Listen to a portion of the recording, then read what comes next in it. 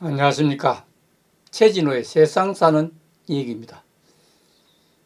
2030 세대 73%가 우린 불행하다 이랬죠. 청년 심장을 다시 뛰게 하라, 이런 주제로 말씀을 드릴까 합니다. 여기에 보면 청년 표심을 잡아라, 청년 실업률 이런 같은 2030 세대 실업에 대한 문제가 심각하게 되고 있습니다. 여기에 많은 실업자가 모여 있습니다. 여기에 보면 미래 세대를 위한 재원해가지고 늙어가는 나라 물려받게 될 2030 세대 73%. 그래서 우린 불행하다. 15에서 29세 체감 실업률은 25%. 네 사람이 실업자다. 이러면 정말 보통 일이 아닙니다. 여기 가장 피해를 보는 쪽이 자영업자하고 소상공인입니다.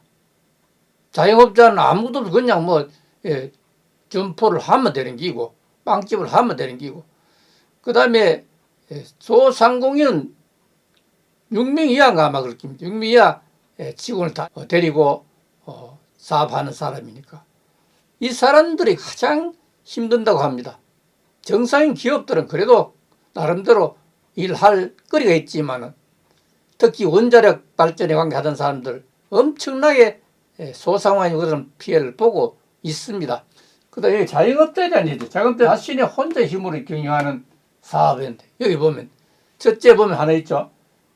폐업률이 없던가. 폐업률이 자영업자는 지금 이렇게 3년 동안 코로나 때문에 애를 먹으면 오히려 폐업률이 감소하고 있다. 이게 무슨 일입니까? 자, 자영업자는 소상공인 이걸 직장을 버리게 되면 전부 굶게 되는 거죠.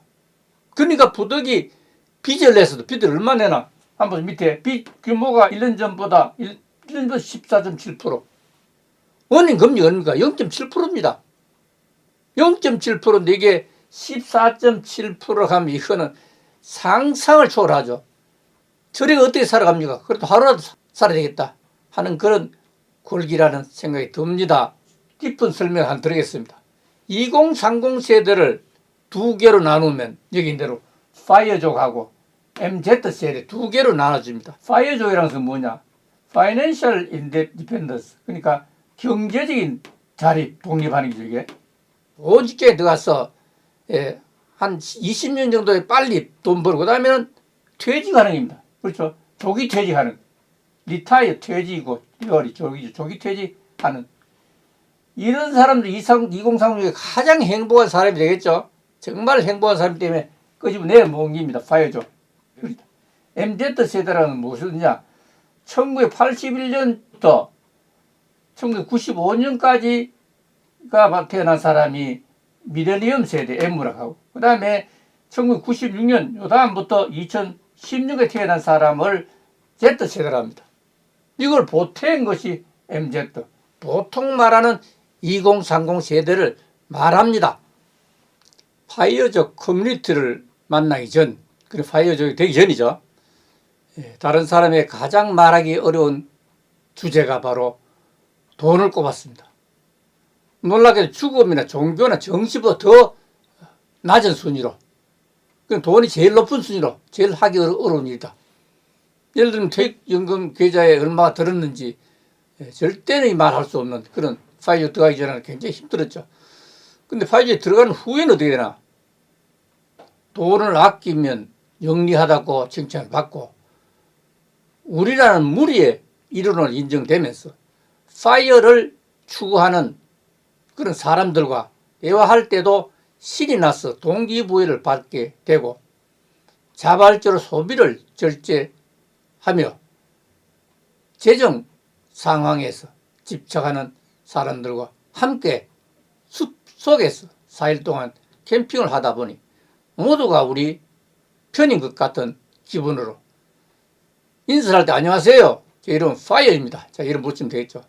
이렇게 씩씩해지고 경제 자유까지 5년 정도 남았습니다. 그러니까 기본이고 퇴직하는 게 직업을 제의할 할 때 나중에 하겠다 하는 식이 되면서 누구도 무슨 직업을 가졌는지 진짜 관심이 없다. 청년 실업 100만 실업인데 지금 이제는 다시 사람의 이야기가 아닌 나의 문제이거나 자녀의 문제가 될 수밖에 없습니다. 더군다나 2030 세대 청년 백수까지 사상 최대 기록을 갱신했다고 합니다. 정말 슬픈 현실입니다.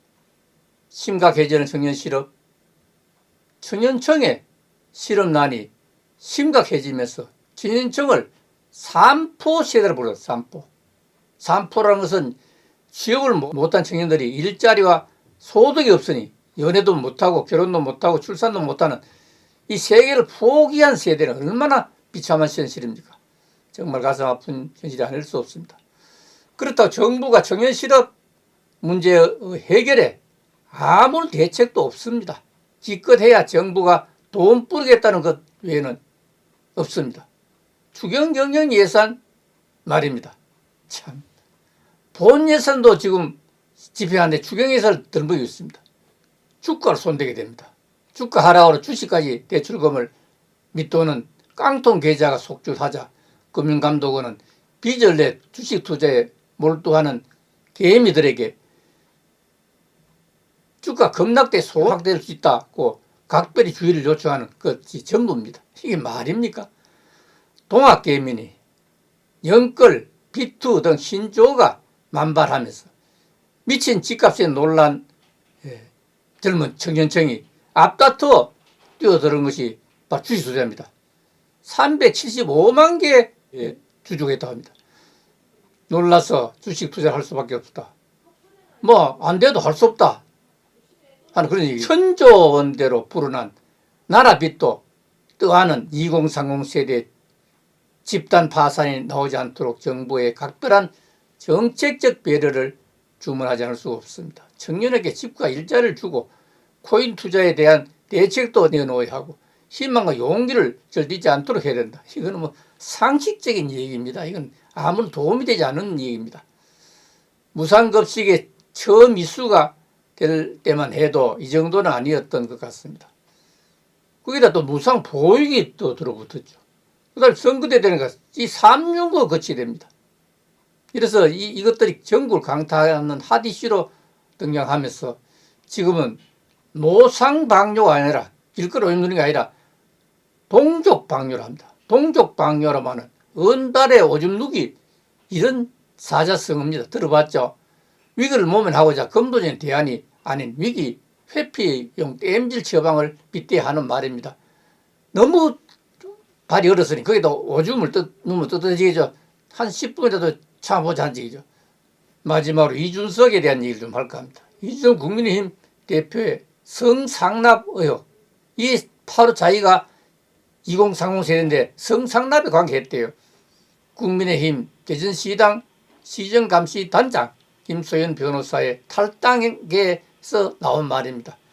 뉴스 1에 의하면 김 변호사는 탈당계에서 성상납당이라는 프리미엄과 오명을 쓰고 국민들 설득할 자신이 없다고 밝혔습니다. 사실입니다.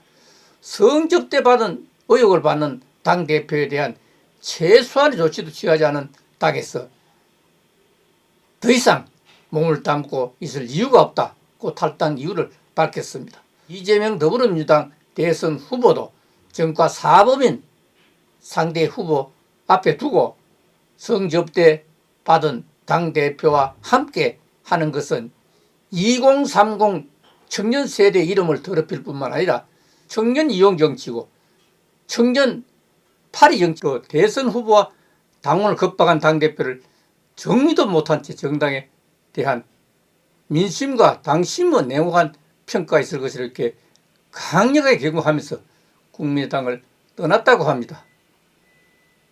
사람이 최소한의 양심이 있다면 이래서는 안 된다는 사실을 지적하면서 2030 세대의 아픔을 다 함께 생각하고 고통을 함께 나누어야 할 것으로 판단하면서 오늘 마치겠습니다. 감사합니다.